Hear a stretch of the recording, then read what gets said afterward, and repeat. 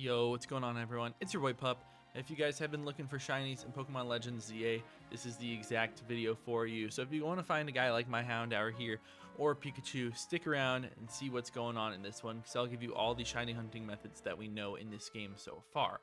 So credit to Anubis for all of this, finding this through the code, but the shiny odds in this game are like typical. They're 1 in 4,096, and if you're able to get the shiny charm, which is at the very end of Mabel's research, all the way down at the bottom here, then you're able to get an extra 3 rolls, bringing it down to 1 in 1,024.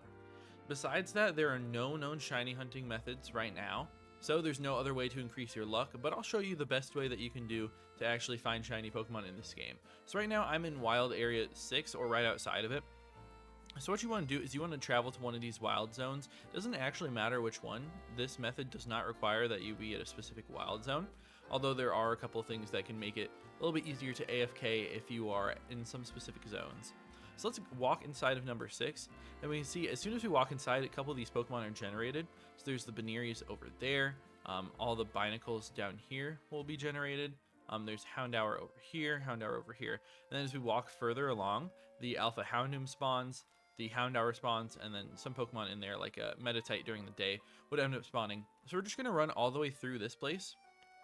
And typically if you don't have an Alpha Pokemon following you, if you're not in combat, you don't even have to run through the whole place. You just have to run until you spawn everything. Then all you do is you just fast travel all the way back to number 6. This will put us at the very beginning, and this will always reset the encounters in there. So once we hop back in, we can see these are all going to be different, and they're going to have different shiny chances. So just to prove that to you, we got a 17 female Houndour here, 17 female Houndour here, 32 female Alpha Houndoom, 17 female right there. So next time, if this will reset, then it should all be different Pokemon, or at least, you know, some different, because I mean the levels and the genders and stuff like that, there's probably going to be one very similar. We're going to walk through here again. Found 18 males, so that's already different. Found a 17 males, so that's different as well. So all these guys are all different already, so you can tell that all these Pokemon are already different spawns. So when you do end up finding a shiny Pokemon, what happens next? So when you find a shiny Pokemon, like I'll show you in this clip here of me hunting my shiny Houndour, it does play a very audible sound, and the Pokemon will have shiny sparks around it.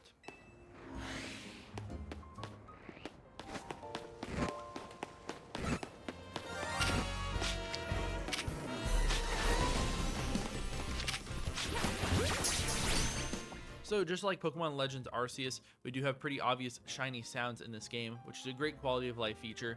But what else is new in this one?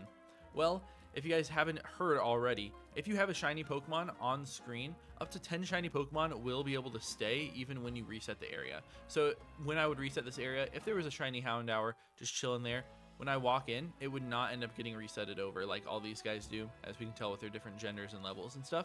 So if there was a shiny Houndour there, it would stay there even if we leave and come back to the zone, which is really nice.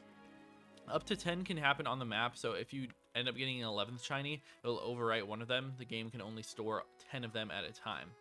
So even if you aren't able to catch it the first time, if you see a shiny that's like uncatchable, a fletchling that's flying around that you won't be able to see, well, no worries. It'll always still be there eventually. Now, there is one type of Pokemon that is a little bit annoying for this. So right now I'm going to travel over to Wilds Area 3. So there are some Pokemon that can run away from you if they see you. So let's just run into here.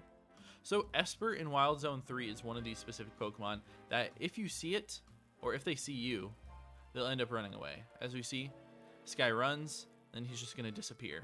So we only really get one opportunity to catch that Pokemon. So if you miss out on your one capture, then that's going to be pretty tough. But luckily for us, with the autosave feature in this game, it does not save when a Pokemon runs away. So what the autosave does in here is that every time you get out of a Pokemon battle, anytime you catch a Pokemon, anytime a Pokemon faints, any sort of that, the game will autosave for you. But when the Esper runs away, let's make this guy run away again. You can see the now saving does not come up in our right over there. So we don't get the autosave when that happens. So if we end up seeing a shiny Esper, all we can do is we can sit here, we save the game, we save our progress, and if we end up scaring it away, you just reset your game. And the autosave will not save over your shiny Esper that's gone, so you'll be able to do that pretty easily. Now, what other methods can we find in this game? Like I said, there's no strict methods, no chaining, no anything like that, but there are some fun ways that we can find shinies. So a lot of people, specifically in Wild Area 3, there are a couple of alpha spawns around here. People will hunt these shiny alphas by holding down on your Joy-Con. Just straight up hold down right here, and you will infinitely keep repeating this sequence. So you will spawn in the Pokemon near you. So we'll spawn in this Fletchling. When we go down here, we respawn in the Litleo, spawn in a couple of other things around us. Not everything, since we aren't loading in stuff like the Pikachus in the very back when we just go right through this. But it's a good opportunity to freely get some of these shiny Pokemon. And this is fully AFKable. Like I said, it's going to save the first 10 shinies that we see. So you can leave this overnight and you'll be able to find up to 10 shinies if you get really lucky.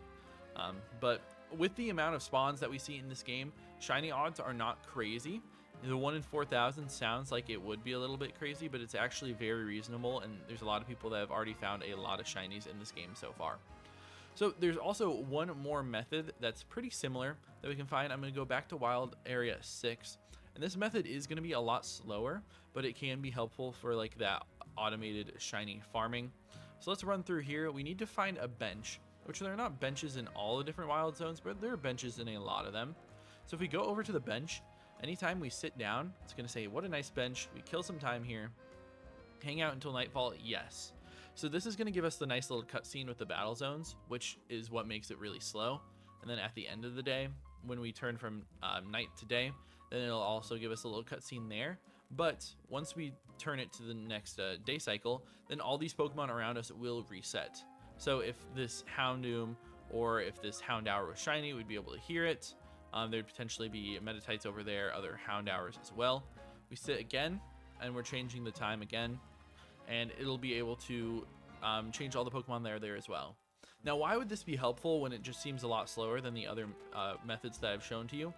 Well, you can also do this very AFKable.